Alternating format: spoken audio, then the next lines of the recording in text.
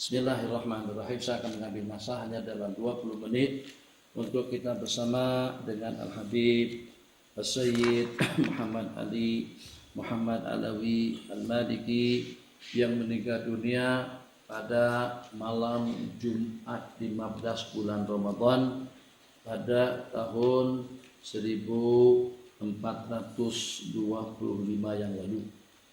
Jadi yang walaupun dengan usia yang tak panjang mana, tapi ternyata dengan peninggalan di antara daripada pondok-pondok pesantren yang mendapatkan sumbangan dana dan bantuan daripada dari Indonesia itu hampir tidak kurang daripada dalam 60 pondok pesantren. Jadi yang saya cemburu tadi saya katakan orang yang paling banyak dapat kemuliaan dan habuan pada malam ini adalah Bapak Duta kita.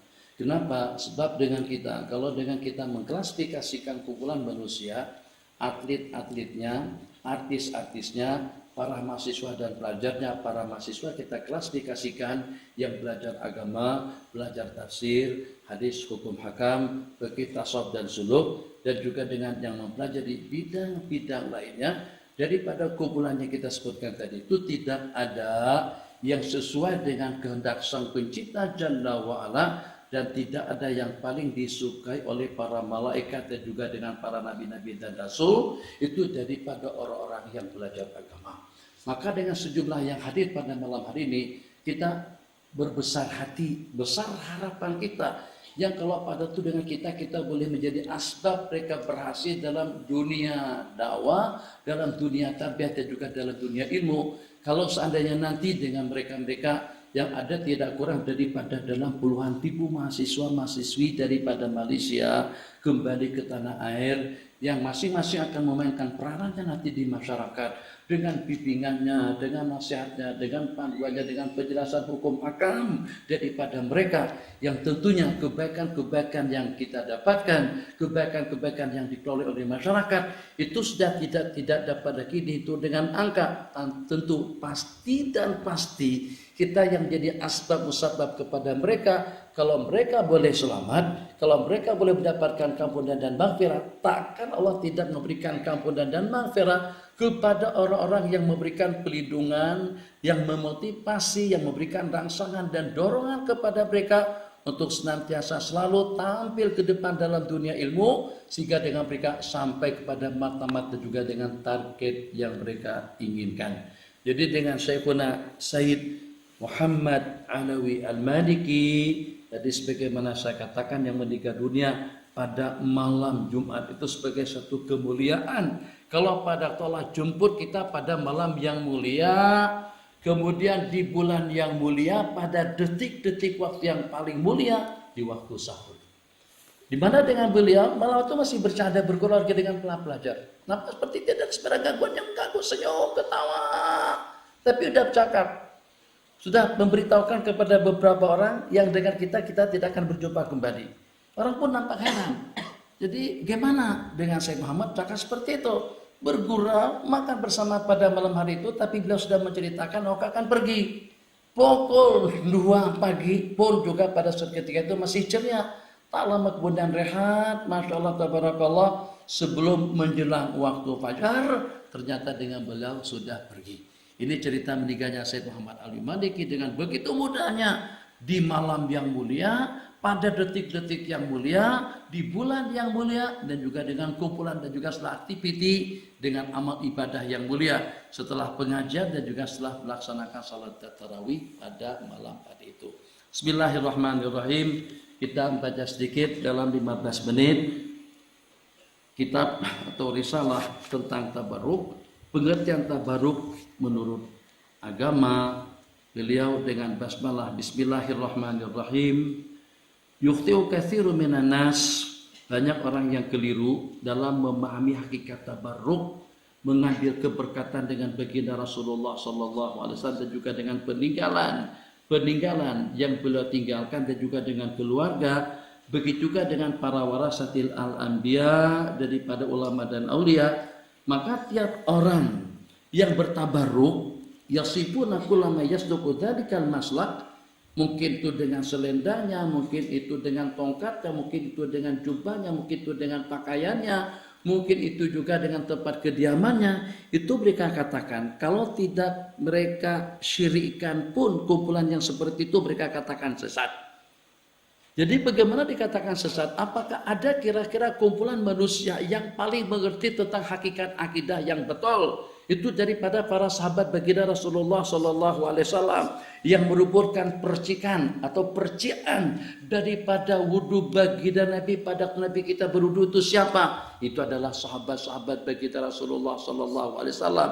Kanu yaktatiluna ala wadu'i. Sahabat Nabi kita tuh yaktatil, asal mana daripada iktital tuh berperang, berebut untuk mendapatkan percikan daripada wudu baginda Rasulullah Sallallahu Alaihi Wasallam. Kalau misalnya tidak kebagian, tidak dapat, dia akan sentuhkan telapak tangannya ke telapak tangan yang dapat, kemudian mereka sapukan ke muka dan juga pada seluruh anggota tubuh. Nabi kita tidak komen apa-apa, Nabi kita tak katakan syirik, Nabi kita tak katakan bidah, Nabi kita tak katakan sesat orang yang berbuat seperti itu.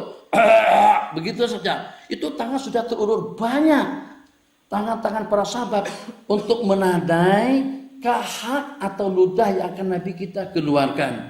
Jadi tabaruk mereka ada dengan peluh, ada juga dengan jubah, ada juga dengan percikan air wudhu, ada juga dengan kahak, ada juga dengan rambut bermacam-macam. Nanti kita akan melihat satu persatu di mana at-tabarruk mengambil keberkatan dengan bekas kesan daripada orang yang soleh. Itu merupakan satu perkara yang digalakkan atau satu perkara yang dibenarkan dalam agama. Kalau tidak dianjurkan dan kalau tidak digalakkan pun itu merupakan satu perkara yang diperbolehkan. Tidak sebagaimana yang diperkatakan oleh saudara-saudara kita di tanah air oleh sebagian yang komplain yang memprotes tentang tabarruk yang seperti itu. Kalau tidak, pada waktu Nabi kita dicokor, digondol oleh Sayyidina Abu Talha sebagai tukang gondol pada Hajjatil Wada. Selepas Nabi kita melontar 7 biji batu, Nabi kita perintahkan Abu Talha untuk menggondol rambut beliau dimulai daripada bagian tengah. Kata Sayyidina Khalid ibn Walid, aku orang yang paling duluan yang mengambil rambut yang ada di ubun-ubun baginda. Tapi selepasnya itu Nabi kita perintahkan Abu Talha untuk mengagih-agihkan, untuk membagikan rambut tadi itu kepada para sahabat. Kalau itu seandainya yang semacam itu syirik, bid'ah dhalalah, tidak boleh. Takkan dengan baginda perintahkan Abu Talha untuk membagi-bagikan, untuk mengagih-agihkan rambut tersebut kepada mereka. Jadi kalau kita lihat daripada sudut sana, itu berarti at-tabarruk bihi dan juga dengan ahli baiti dan juga dengan para ulama. Itu merupakan satu perkara yang masyru', merupakan satu perkara yang dibenarkan. Qala, orang-orang yang berbuat seperti itu akan mereka katakan daripada ahli syirik, daripada kumpulan yang sesat, kama hiya adatuhum, sebagaimana kebiasaan mereka. Tiap perkara baru yang menurut mereka tidak terpayungi dengan payung syariat, yadhiqu anhu nadharuhum wa yakhsur an idraki tafkirihim, yang dengan mereka tidak dapat mengamat dan juga tidak dapat memahaminya, maka siapa yang terbabi dengan perkara-perkara seperti itu akan mendapatkan julukan sebagai kumpulan ahli syirik atau kumpulan ahli dhalal. Jadi kata beliau, sebelum dengan kita membahas menyenaraikan satu persatu atau sebagian daripada hadis-hadis yang diriwayatkan tentang tabarruk, perlu kita pahami arti daripada tabarruk bukan pakaian yang membagikan kita kesehatan, bukan pakaian yang memberikan kita keberkatan, bukan tongkat yang memberikan kita kebahagiaan, tapi karena mengingat jubah tadi itu adanya di badan orang yang soleh, selendang tadi itu adanya di bawah orang yang senantiasa raki'an sajidan mutadzallilan munkasiran baina yadayil maula jalla wa ala. Dengan selendang tadi itu adanya di bahu seseorang yang di sepanjang malam harinya dengan zikir, di sepanjang harinya dengan istighfar, di sepanjang waktunya dengan ibadah. Maka mudah-mudahan karena dia berada di tubuh orang yang baik, mudah-mudahan kebaikan daripada orang yang baik itu akan terimbas dan juga akan menular kepada kita. Itu hakikat daripada bertabarruk. Faqala rahimahullahu ta'ala ammal a'yanu fal-i'tiqadi fadhiha wa qurbiha minallahi tabaraka wa ta'ala qabla an nubayyin al-adillata wasyawahid, sebelum kita menjelaskan dalil dan bukti-bukti yang menjelaskan tentang keharusan bahkan masyru'iyah, anjuran at-tabarruk dengan kesan dengan peninggalan orang soleh, yang bagi anak lam patut untuk kita pahami bahwasanya tabarruk itu tidak lebih daripada bertawassul kepada Allah dengan perantaraan insan, seseorang yang Allah berkati, baik itu dalam bentuk peninggalan ataupun juga dengan tempat atau juga dengan individu. Jadi dalam bentuk asaran, misal seperti Al-Imam As-Subki, Taqiyuddin As-Subki, mungkin semuanya pernah mendengar cerita itu. Di waktu Imam Taqiyuddin As-Subki pergi ke Nawa, pergi ke Dimashq, kita sebut dengan Damsyik, di waktu Imam Nawawi sudah meninggal dunia, maka dengan beliau kunjungi tempat duduk, tempat pengajian Al-Imam Nawawi, tempat beliau meriwayatkan hadis, mengajarkan ilmu, memberikan panduan dan bimbingan kepada orang ramai. Imam Subki mengucapkan satu lantunan bait syair yang pada saat beliau sampai ke sana, kalaulah dengan aku takdan untuk menatap muka Imam Nawawi yang mulia di sisi Allah, kalau dengan aku tidak sempat bersama dengan beliau, sebab pada waktu beliau datang ke sana Imam Nawawi sudah meninggal dunia sejak pada beberapa tahun sebelumnya. Maka dengan beliau usap, bahkan beliau letakkan pipi beliau di tempat duduk Al-Imam An-Nawawi pada waktu beliau mengajar. Mungkin dengan kita pernah mendengar cerita pada waktu kunjungan Imam Syafi'i ke Baghdad, sebelum Imam Syafi'i sampai ke Mesir, Imam Syafi'i sebagai tanda hormat kepada Imam Abu Hanifah An-Nu'man yang walaupun sudah meninggal dunia, dalam mazhab kita, mazhab Al-Imam Syafi'i, sunat kita membaca kunut. Imam Syafi'i tidak membaca kunut pada pagi hari itu. Ditanya, kenapa tidak baca kunutnya Imam? Sebab yang berkubur di situ beranggapan, berfatwa dan berpandangan kunut tidak disunatkan pada sembahyang subuh. Sebagai tanda hormatku dengan pendapatnya, Imam Syafi'i mampu untuk meninggalkan pandangan beliau sebagai tanda ta'zim kepada Imam Abu Hanifah yang berpendapat seperti itu. Jadi tawarruk kita dengan athar, tabarruk kita dengan tempat, tabarruk kita dengan individu, itu tidak lebih daripada tawassul kita kepada Allah. Benda-benda tadi itu adanya daripada orang yang mulia, atau pada anggota tubuh orang yang mulia, atau juga pernah digunakan oleh orang-orang yang mulia. Tadi malam kita tidak sampai pada target pembicaraan yang kita bicarakan. Al-Imam Ibrahim bin Adham dengan salah seorang teman beliau duduk di satu kawasan, mungkin karena sudah keletihan, duduk santai. Jadi pada waktu itu dengan mereka berdua, Al-Imam Ibnu Adham, Ibrahim bin Adham, yang dikenal dengan salah seorang daripada menteri yang paling zuhud, dengan teman beliau mendengar lantunan suara panggilan daripada pohon delima. Apakah kalian berdua tidak berkenan untuk memakanku? Atau tidak berkenan untuk memetikku? Ucapan seperti itu sebagai satu karamah daripada Allah kepada para aulia. Maka dengan Imam Ibrahim ibn Adham pun memetik buah delima tadi itu, dan juga dengan teman beliau dinikmati dan juga dimakan sampai habis. Masya Allah, tabarakallah, lezat, nikmat, manis dan nyaman, yang sebelumnya semuanya orang tahu bahwasanya buah delima itu merupakan buah delima atau dengan pohon delima yang paling masam. Setelah kejadian tadi itu dicoba dan dimakan oleh orang-orang yang berikutnya. Tiap orang yang memetik daripada pohon delima tersebut merasa betapa manis dan nikmat dan lezatnya buah yang dipetik daripada pokok daripada pohon itu, yang sehingga di kalangan generasi yang berikutnya dan juga dengan masyarakat setempat, mereka berikan julukan kepada buah delima tadi itu dengan rumanatus salihin, buah delima orang-orang saleh. Berubah rasanya dengan kemuliaan dua orang saleh yang mampir di tempat itu. Begini supaya paham dengan bahasanya.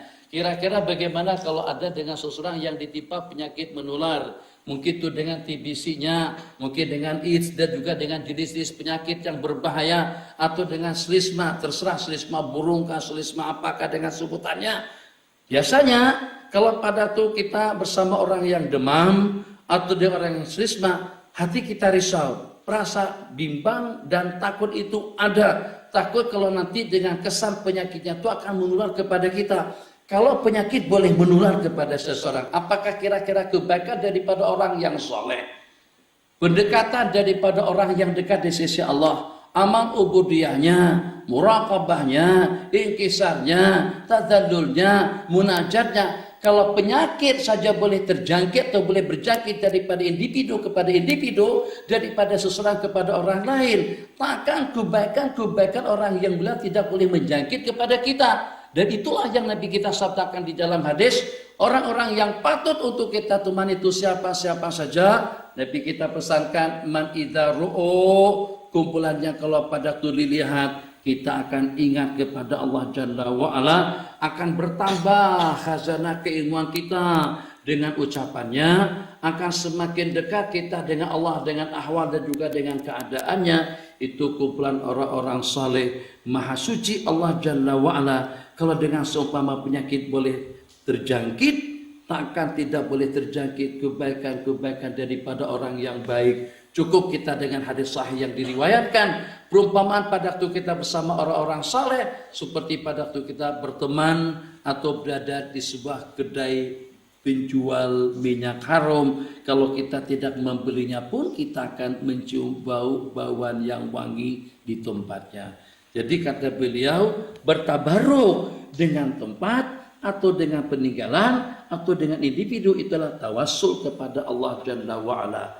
At-tabarruk bi sya'rihi, waktu kita tinggal 5 menit, wa fadli wadu'ihi wa busakihi wa arakih. Tabarruk dengan rambut baginda Nabi atau dengan saki baki daripada wudhu beliau, dengan ludah daripada baginda dan juga dengan peluk.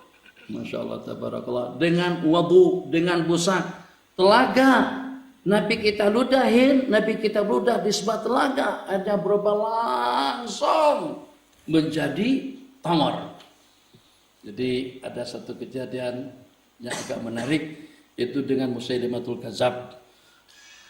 Musailamatul Kadzab yang mengaku sebagai Nabi dan Rasul, pada waktu itu diuji oleh masyarakat setempat. Kalau memang lo betulan atau benaran sebagai Nabi dan Rasul, kami pernah mendengar bahwasanya Rasulullah SAW di saat mengusap kepala orang botak, rambutnya tumbuh.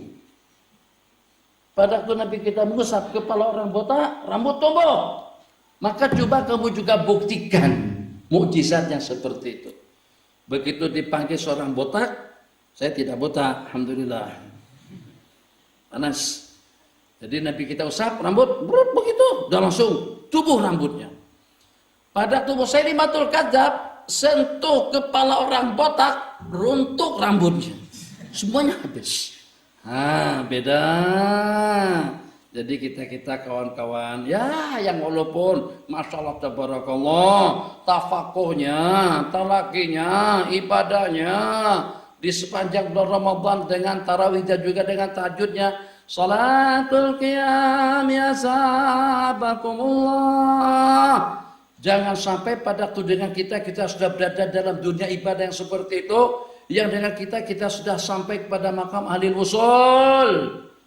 Yang dengan baginda pada waktu diberitahukan di mana dengan air daripada telaga itu asin Nabi kita ludahi, ternyata dengan airnya berubah menjadi tawar.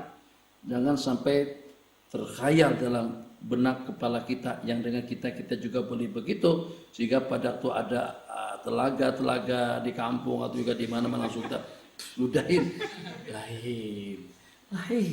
Kenapa? Sebab kalau dengan yang tadi itu ludah daripada baginda, selanjutnya ludah daripada orang saleh, tidak berbeda. Kasut yang sama atau dengan selapa yang sama yang diancamkan kepada manusia yang kerasukan, yang dirasuk oleh jin. Jadi pada suatu ketika Imam Ahmad bin Hanbal dihadirkan dengan orang yang kerasukan, yang dirasuk, yang diganggu oleh jin. Beliau hanya dengan menanggalkan kasut beliau saja diancam, yuk keluar, mau keluar. Jadi kata jin di dalam tubuhnya, sam'an wa ta'atan, patuh dan taat. Kalau seandainya Tuhan suruh aku keluar, bukan setakat keluar daripada tubuhnya, kalau keluar daripada negeri ini pun aku akan patuh dan taat. Tapi pada saat kasut Imam Ahmad bin Hanbal diwaris oleh murid beliau dengan cara yang sama, rentak yang sama, orang yang kerasukan diancam dengan kasut, lu keluar. diketawakan sama jin. Kata jin, lain orangnya. Dahulu tuh Imam Ahmad yang buat. Sekarang ini ternyata tidak lagi dengan beliau. Tuh guru dengan murid. Tapi kadang-kadang boleh jadi murid lebih hebat daripada tuh guru. Pengajian demi pengajian, waktu tinggal 3 menit, minta maaf. Pengajian demi pengajian, luar biasa, Masya Allah, Tabarakallah. Sampai pada suatu ketika, hadis mengenai fadilat baca Bismillahirrahmanirrahim. Jadi kata Tuk Guru, diantara jadi pada khasiat orang yang beramal dengan basmalah, yang beramal dengan Ya Aliyu, Ya Azim, Ya Halimu, Ya Alim, Anta Rabbi, itu diamalkan oleh Sayyiduna Ala Al-Hadrami radhiyallahu ta'ala anhu, sehingga dengan lantunan bacaan tadi itu pasukan semuanya sejumlah dalam berapa ratus banyak pasukan berkuda mampu untuk menyeberang laut tanpa ada satu kuda pun yang tenggelam. Dadadak atas laut, nyebrang laut atau nyebrang Tasik, katakan saja sungai lah, tak payah dengan laut, sungai pun cukup. Dadadak sampai ke seberang. Apa ada yang ketinggalan? Tidak ada seorang pun yang tenggelam, tidak ada satu benda pun yang tertinggal, hanya dengan beberapa kulaimat, beberapa kalimat daripada nama-nama Allah yang Maha Agung. Dengan siapa? Dengan Sayyidina Ala Al-Hadrami. Jadi diantara daripada khasiat orang baca basmalah, dia boleh berjalan di atas air. Alhamdulillah, seronok. Sang santri tadi itu seronok betul. Masya Allah. Jadi maknanya dari hari ini aku sudah tidak perlu guna perahu. Dari hari ini aku tidak perlu guna sampan untuk datang ke tempat Tuh Guru, rumah Tuh Guru seberang sungai sana. Mengayung, mengayuh sampan atau dengan perahu dalam beberapa menit baru sampai ke seberang sana untuk mengaji, untuk meneruskan pengajiannya dengan Tuh Guru. Tapi selepas mendengar khasiat daripada basmalah dengan keyakinan yang mantap, seseorang boleh berjalan di atas air. Udah, tidak perlu perahu, bolak-balik mengaji. Bismillahirrahmanirrahim. Nanti kita uji kewalian kita macam mana. Itu ada sungai Nil. Jadi jangan langsung berjalan. Kita turunkan kaki kita dulu. Bismillahirrahmanirrahim. Terapung atau tenggelam. Kalau tenggelam tak payah teruskan. Takut kalau kita mampu lah kalau dengan bahasa. Jadi pada waktu itu sang murid tadi itu sama lari bolak-balik, mudar-balik, tak pernah guna perahu, tidak pernah tenggelam, basah pun tidak. Jadi kata mak beliau, anak kamu nih bolak-balik sekali-sekala lah, jemputlah Tuh Guru awak tuh, datang ke rumah kita, nanti mau buatkan ya nasi kerabu kah, nasi dagan kah, nasi mandi kah, nasi tayamum kah, nasi wudhu kah. Jadi takkan dengan kita atau dengan awak tak pernah jemput Tuh Guru untuk datang ke rumah. Maka pada waktu itu insya Allah Bu, nanti saya akan jemput Tuh Guru saya untuk datang ke rumah kita. Maka saat mak tadi itu disampaikan, pada waktu Tuh Guru siap untuk berangkat menyeberang sungai, Tuh Guru tanya, mana perahunya? Jadi kata si murid, Tuh Guru, takkah Tuh Guru dulu kata, orang yang baca basmalah itu sudah boleh nyebrang laut. Jadi Tuh Guru pasrah angkat tangan pada saat ketika itu. Jadi kadang-kadang anugerah yang seperti itu belum tentu dengan Tuh Guru. Kadang-kadang Allah berikan kepada murid. Kenapa? Sebab dia bergantung kepada keyakinan, bergantung kepada maqamul qurbi minallah. Semakin dekat kita dengan Allah, semakin besar anugerah dan karunia yang seperti itu Allah karuniakan. Tapi yang bagaimanapun tidak ada karamat, tidak ada inayah, tidak ada anugerah, tidak ada pemberian daripada Allah yang lebih istimewa daripada at-taufiq. Dikatakan at-taufiq itu khairun min alfi karamah. Taufik itu lebih baik daripada 1000 karamat. Allah bagi kita kemudahan untuk ilmu, Allah bagi kita kemudahan untuk ibadah, Allah bagi kita kemudahan untuk tahajud, Allah bagi kita kemudahan untuk melaksanakan sembahyang berjamaah. Paling tidak untuk sembahyang yang 5 waktu jangan kita abaikan. Saya bacakan satu buah hadis saja. Waktu kita sudah habis, kita ada sambutan-sambutan dan juga ada majlis penangguhan daurah kita pada kali ini. Riwayat daripada Sayyidina Ja'far bin Abdullah ibn al-Hakam anna Khalid bin al-Walid. Sayyidina Khalid bin Walid itu adalah pejuang atau juga pahlawan, salah seorang daripada panglima perang muslim yang lebih kita berikan julukan sebagai Saifullah il-Maslul, pedang Allah yang terhunus. Faqada kalan suatan lahu yauma yarmuk. Kehilangan songko kalan suah pici kopiah pada peristiwa Yarmuk. Pakalat lubuha. Maka dengan beliau pun memerintahkan kepada pasukan untuk mencarinya. Cari. Jadi baik itu dengan FRU-nya, dengan polisnya, dengan tentaranya semuanya diarahkan untuk mencarikan kopiah, songko, sorban Sayyidina Khalid ibn Walid radhiyallahu ta'ala anhu, tapi ternyata tidak berhasil. Beliau arahkan kembali, tolong dicarikan sampai ketemu. Setelah kalan suah atau dengan sorban beliau tadi itu ditemukan, ternyata dia tidak lebih daripada kalan suatun khaliqah, artinya borok dan lesuh. Kalau capal yang sudah lusuh, selendang dibeli pada tahun 2000-an, belang pun sudah tak nampak, lusuh betul. Terus disuruh santri untuk mencarikan, itu mesti kita terasa pelik. Takkan dengan kita pelajar semuanya hampir tidak kurang daripada 1.500 orang yang berkumpul pada malam hari ini, saya arahkan untuk mencarikan selendang saya yang sudah lusuh tuh. Itu jadi aneh, itulah yang berlaku. Setelah mereka temukan tidak lebih daripada sorban lusuh, sorban buru, orang jadi heran. Takkan dengan perintah tadi itu hanya untuk mendapatkan sorban yang lusuh seperti itu. Apa kata beliau? Qalat ilahiyya wa idahiyya kalan suatun khaliqah. Ailaisa bijadidatin faqala Khalid radhiyallahu ta'ala anhu, bukan kena dengan selendang, bukan dengan sorbannya, bukan dikenakan kena dengan kopiahnya. Pada waktu Nabi kita melaksanakan umrah terus rambut Nabi kita gondol, Abdadaran nasu jawani basyarihi, orang ramai mereburkan bagian samping menyamping kanan dan kiri daripada rambut Nabi kita yang digondol. Pasabaktom, aku dahului mereka untuk mengambil bagian ubun-ubun daripada rambut baginda, dan beberapa helai rambut tersebut aku letakkan di depan atau di atas sorbanku ini, yang pada tiap kali aku mendapatkan amanah untuk menjadi panglima perang, kemenangan, kejayaan akan senantiasa selalu bersama. Ini tabarruk dengan beberapa helai rambut Rasulullah SAW, dan juga dengan beberapa cerita yang selanjutnya insya Allah akan kita lanjutkan pada pertemuan yang akan datang.